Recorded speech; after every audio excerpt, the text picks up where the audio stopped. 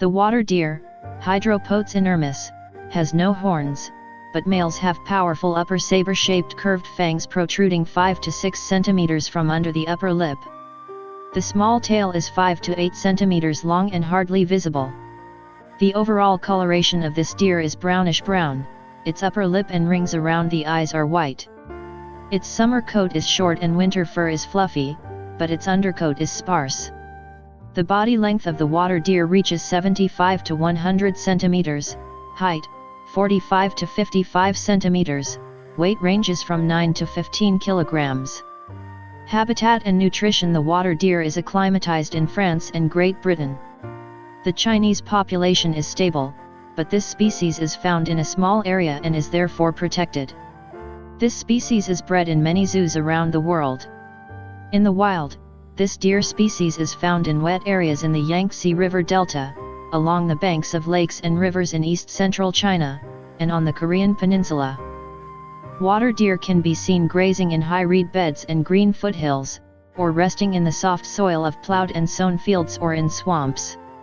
Water deer are excellent swimmers, and can swim several kilometers between coastal Chinese islands to find new pastures.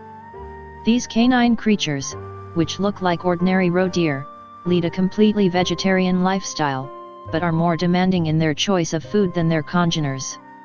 They raid cultivated fields and eat not only the weeds but also the crops themselves.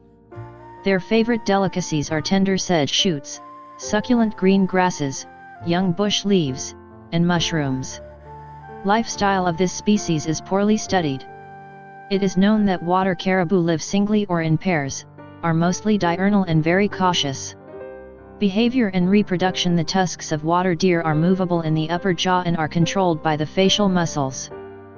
They can be used by adult male water deer as a folding knife. They are retracted backwards when eating, and in case of danger or quarrel with rivals, they are forward and represent a very formidable weapon. These sharp fangs left many scars on the necks and heads of other males during the mating season. When in danger, the stag lowers its lower lip and tightly clenches both jaws, making a fearsome grin that has earned its owner the name of a vampire stag. Water deer are solitary animals, remembering their congeners only in the heat of the mating season. Between the toes of the males there are special glands that produce a fluid that they use to mark their territory. They take the issue of personal land ownership very seriously and do not like it when uninvited guests encroach on their habitat. To preserve the inviolability of their territories, water reindeer do not confine themselves to producing a fragrant liquid. For more loyalty they hug the grass around their plot of land, marking its borders this way. But even this is not enough for them, and they put branches of young trees around the edges of the plot, marking them with their saliva. The means of communication between water reindeer are variations of sounds reminiscent of a dog's bark. Thus, water reindeer bark at people and also at other reindeer, sometimes for unclear reasons. During mating, they make characteristic clicking sounds, probably with the help of their molars. The females, ready to mate, call out to the male with a soft whistle or a high-pitched squeal-like sound. Pregnancy lasts about 6 months, and in June-July 1 or 2, rarely 3, spotted fawns are born. The newborns lie hidden in dense thickets for a few days and begin to accompany their mother no sooner than a week later.